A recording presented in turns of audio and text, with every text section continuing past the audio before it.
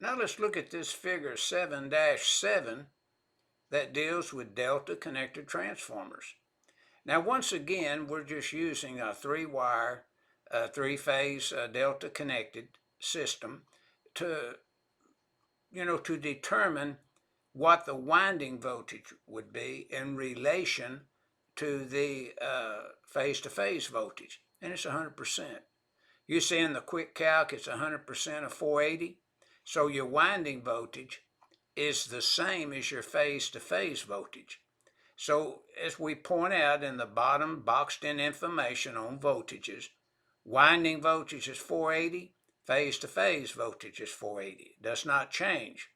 But we'll find the current in the windings will change. So that's important when you start a motor, say, on a Y and run it on a delta. But again, this figure 7-7 is just showing transformer theory and how a transformer will function in relationship with winding current and phase-to-phase current. And that's what our figure 7-7 is illustrating.